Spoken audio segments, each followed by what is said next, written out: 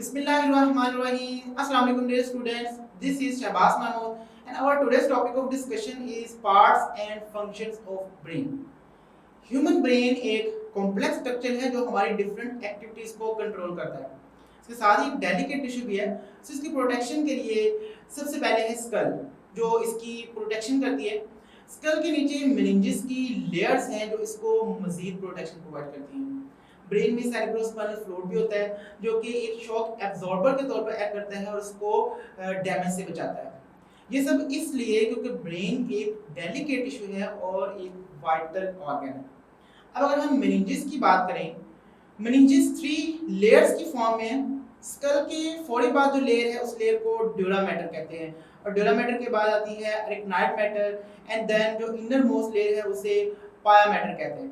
पाया मैटर की जो इनसाइड है ये ब्रेन के साथ डायरेक्टली कनेक्टेड है। पाया मैटर एंड अरेक्नाइड मैटर इनके दरमियान एक स्पेस होती है, स्पेस को सब अरेक्नाइड स्पेस कहते हैं और इस स्पेस में सेरेब्रोस्पाइनल फ्लूइड भी होता है। बेटा ये सब कुछ इसलिए है ताकि ब्रेन को प्रोटेक्शन प्रोवाइड की जा सके, मैक्सिमम प्रोटेक्शन प्रोवाइड की जा सके। पार्ट्स ऑफ ब्रेन, ब्रेन के 3 मेन पार्ट्स हैं, fore brain, mid brain and hind brain. Fore brain जो है ये लार्जेस्ट पार्ट है और इसको भी मजीद 3 मेन पार्ट्स में डिवाइड किया गया है। थैलेमस पहला पार्ट, दूसरा part limbic system and cerebrum. These are 3 main parts of forebrain. Now let's discuss thalamus. Thalamus हमारे ब्रेन का मेन रैले सेंटर है। This is thalamus and this is main rally center. Main rally center. अब ये Raleigh centre क्या है? Raleigh centre का मतलब ये है कि थैलेमस हमारी बॉडी से सेंसरी इंफॉर्मेशन को रिसीव करता है, उस सेंसरी इंफॉर्मेशन को प्रोसेस करता है एंड इस प्रोसेस्ड इंफॉर्मेशन को देन हार्ट सेंटर्स को ट्रांसफर कर देता है फॉर देयर डिकोडिंग।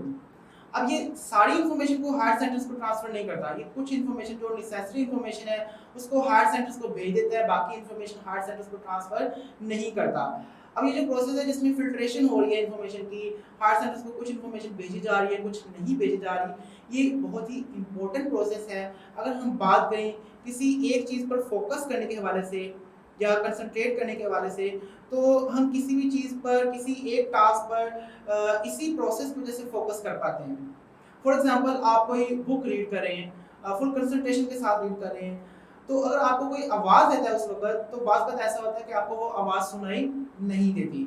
अब ऐसा नहीं है कि वो आवाज़ आपके ब्रेन तक नहीं पहुंची, वो आवाज़ आपके ब्रेन तक, आपके थैलेमस तक पहुंची है, जबकि आपके थैलेमस ने इस इंफॉर्मेशन को हार्ट सेंटर यानी कि सेरिब्रल कॉर्टेक्स को ट्रांसफर नहीं किया और क्या हुआ कि आपको वो आवाज़ सुनाई नहीं दी।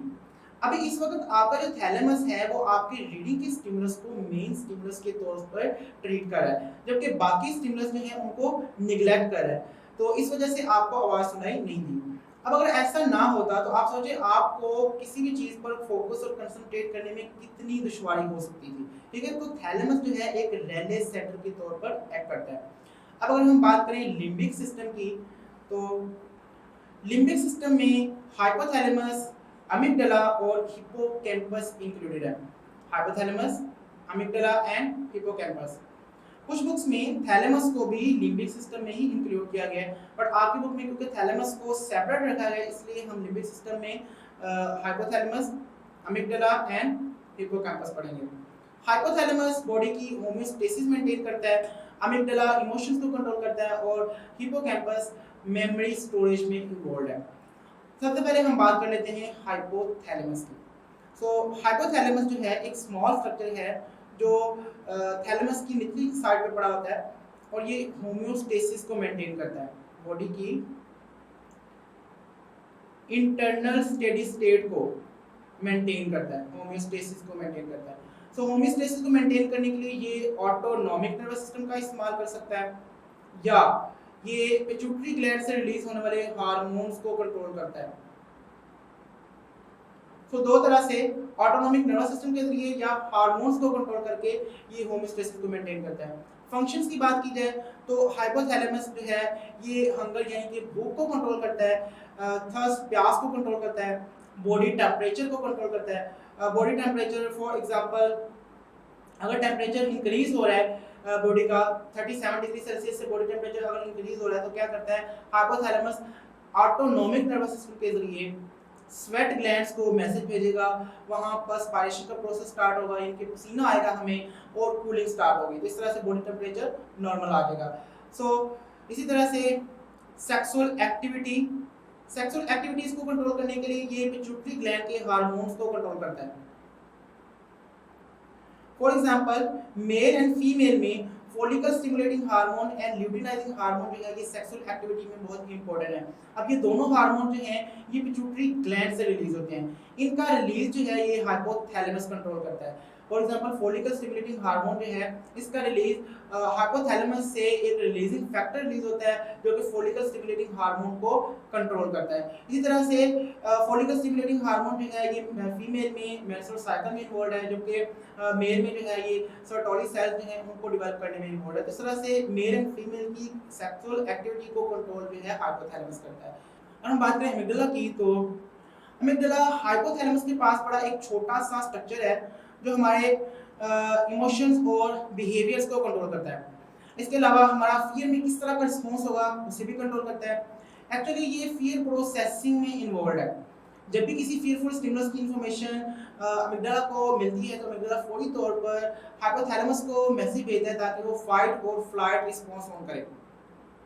फाइट और फ्लाइट, तो उसी वक्त फाइट और फ्लाइट रिस्पॉन्स यानी कि सिंपैथेटिक नर्वस सिस्टम एक्टिवेट हो जाता है, हमारा हार्ट रेट इंक्रीज हो जाता है, हमारा ब्रीदिंग रेट इंक्रीज हो जाता है। एक्चुअली अमिगडाला के पास जो फियरफुल स्टिमुलस की इंफॉर्मेशन है ये बहुत पहले पहुंच जाती है। आपको पता है जो थैलेमस है ये सेंसरी इंफॉर्मेशन को रिसीव करता है और आगे हार्ट सेंटर्स को ट्रांसफर करता है। तो थैलेमस क्या करेगा, इस इंफॉर्मेशन को सेरेब्रल कॉर्टेक्स में भेजेगा, जबकि इसके साथ ही थैलेमस इस इंफॉर्मेशन को अमिगडाला को भी भेजेगा।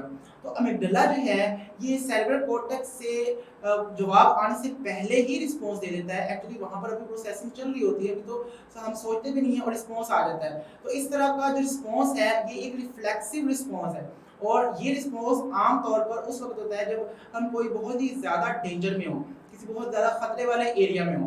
फॉर एग्जांपल आप किसी जंगल में जा रहे हैं, अचानक से आपके सामने एक सांप आ जाता है तो आप फौरी तौर पर जो है पीछे जंप करेंगे, ठीक है। आपका पहले ही फाइट और फ्लाइट सिस्टम एक्टिवेट हुआ होगा, ठीक है, और इस तरह से एक रिफ्लेक्सिव रिस्पॉन्स आएगा। इवन कि आपने अभी सोचा भी नहीं होगा कि ये चीज़ क्या है, बट आप जो है फौरी तौर पर जंप करेंगे क्योंकि आपको पता है कि यहाँ पर खतरा है। तो इस तरह से अमिगडाला जो है ये हमारे फियर प्रोसेसिंग में इन्वॉल्व है। इसके अलावा अमिगडाला प्लेजर एंड पनिशमेंट की फीलिंग्स एंड सेक्सुअल अराउजल जो है इसमें भी इन्वॉल्व है। हिपोकैम्पस जो है हमारे मेमोरी स्टोरेज में इन्वॉल्व है, यानी कि लॉन्ग टर्म मेमोरी जो है उसमें हिपोकैम्पस इन्वॉल्व है। हिपोकैम्पस वो एरिया है जहाँ पर न्यूरोजेनेसिस का प्रोसेस भी होता है, यानी कि न्यू नर्व सेल्स जो हैं यहाँ पर बनते हैं। अगर हम बात करें सेरिब्रम की, तो सेरिब्रम जो है ये लार्जेस्ट पार्ट है ब्रेन का, फोरब्रेन का भी लार्जेस्ट पार्ट है जबकि ब्रेन का भी ये लार्जेस्ट पार्ट है। ये टू हाफ्स में कंसिस्ट करता है, ठीक है। इसके टू पार्ट्स हैं left and right, left hemisphere and right hemisphere. Left hemisphere and right hemisphere के दरमियान एक्सॉन्स का एक बैंड होता है, इस बैंड को कार्पस कैलोजम कहते हैं, ठीक है। कार्पस कैलोजम एक्सॉन का बैंड है लेफ्ट एंड राइट हेमिस्फीयर्स के दरमियान। अब अगर हम सेरिब्रम के फंक्शंस की बात करें तो सेरिब्रम जो है ये वॉलंटरी मूवमेंट्स यानी कि जो स्केलेटल मसल्स की मूवमेंट है उनको कंट्रोल करता है। इसके अलावा ये सेंसरी इंफॉर्मेशंस को, for example vision, hearing, touch, smell, taste, ये सारी इंफॉर्मेशन को रिसीव करता है और इन इंफॉर्मेशंस को प्रोसेस करता है और इनको सब्जेक्टिव इंप्रेशंस में कन्वर्ट करता है। इसके अलावा जजमेंट, रीजनिंग, इंटेलिजेंस, थिंकिंग जैसे इस तरह के कॉम्प्लेक्स प्रोसेसेस में भी इन्वॉल्व है। तो सेरिब्रम जो है इसके बहुत सारे काम हैं और ये सबसे कॉम्प्लेक्स एरिया है जो कि सबसे कॉम्प्लेक्स प्रोसेसेस में इन्वॉल्व है। थिंकिंग बहुत कॉम्प्लेक्स प्रोसेस है, रीजनिंग, जजमेंट, ये सारे प्रोसेस जो हैं ये कॉम्प्लेक्स प्रोसेसेस हैं और सेरिब्रम इनको कंट्रोल करता है। इसी तरह से स्पीच जो कि अगेन एक कॉम्प्लेक्स प्रोसेस है, उसको भी कंट्रोल करता है, लैंग्वेज प्रोसेसिंग को भी कंट्रोल करता है। तो सेरिब्रम जो है ये इस तरह के कॉम्प्लेक्स प्रोसेसेस और वॉलंटरी मूवमेंट्स और सेंसेस को प्रोसेस करता है। इसके अलावा अगर हम मिड ब्रेन की बात करें तो मिड ब्रेन एक स्मॉल पार्ट है जो फोर ब्रेन और हाइंड ब्रेन को कनेक्ट करता है। अगर फंक्शंस की बात की जाए तो ये आइज की मूवमेंट को कंट्रोल करता है। इसके अलावा कुछ sensory information just like auditory and visual sensory information की प्रोसेसिंग करता है। ये इन इंफॉर्मेशन के लिए रेलवे स्टेशन के तौर पे एक्ट करता है। रेलवे स्टेशन यानी कि इंफॉर्मेशन को फिल्टर करके आगे भेजेगा। जैसे थैलेमस एक रेलवे स्टेशन है, ऐसे ही मिड ब्रेन जो है ये भी एक रेलवे स्टेशन है, but thalamus main railway station है। Midbrain auditory and some visual information का रेलवे स्टेशन है। इसी तरह से मिड ब्रेन में रेटिकुलर फॉर्मेशन होता है, ऐसा प्रोसेस जिसमें ब्रेन मीनिंगलेस स्टिमुलाई को इग्नोर करना सीख लेता है, उनसे यूज्ड टू हो जाता है। इसके बाद ब्रेन को इन स्टिमुलाई से कोई फर्क नहीं पड़ता। फॉर एग्जांपल आप किसी ऐसी जगह पर जाके घर लेते हैं जहाँ पर बहुत ज़्यादा शोर है, जहाँ पर गाड़ियों का बहुत ज़्यादा शोर है, तो आपको पहले 2-4 दिन से इस तरह से नींद नहीं आएगी इस शोर की वजह से। बट आहिस्ता आहिस्ता क्या होगा, आपका ब्रेन इस जो स्टिमुलस है इसको क्या करना शुरू कर देगा, मीनिंगलेस स्टिमुलस के तौर पर रिकॉग्नाइज करना शुरू कर देगा, जिस वजह से आपको क्या होगा 5-6 दिन बाद 7 दिन बाद इसी घर में नींद आना शुरू हो जाएगी, क्योंकि अब आपके ब्रेन ने उस स्टिमुलस को मीनिंगलेस स्टिमुलस के तौर पर रिकॉग्नाइज कर लिया है और आप जो है उसी घर में अब सुकून से सो पाएंगे। ठीक है, तो इस तरह से रेटिकुलर फॉर्मेशन जो है ये इंफॉर्मेशन की स्क्रीनिंग होती है। ठीक है, अगर हम बात करें हाइंड ब्रेन की, तो हाइंड ब्रेन जो है ये 3 कंपोनेंट्स पर कंसिस्ट करता है, pons, medulla and cerebellum. Medulla की बात करें तो ये ऑटोमेटिक फंक्शंस को कंट्रोल करता है। फॉर एग्जांपल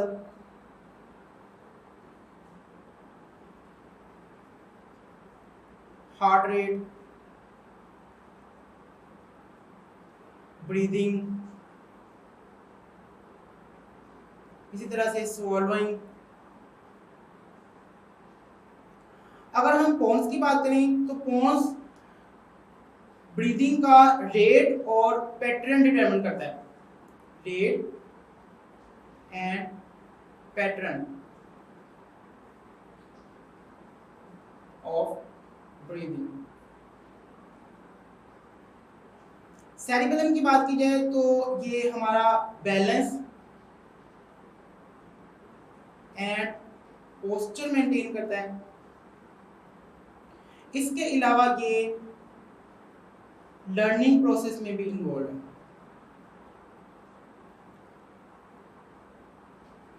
सो ये हाइंड ब्रेन के पार्ट्स और इनके मेजर फंक्शंस हैं। सो स्टूडेंट्स, आज का लेक्चर यहाँ तक एंड होता है, जिसमें हमने ब्रेन के पार्ट्स और इनके फंक्शंस को डिटेल में पढ़ा। आई होप आप लोगों को क्लियर हो गया होगा। अगर आपका फिर भी कोई क्वेश्चन है आप क्लास ग्रुप में मुझसे पूछ सकते हैं। अब मुझे दें इजाज़त, अपना बहुत सारा ख्याल रखिएगा। अल्लाह हाफिज़।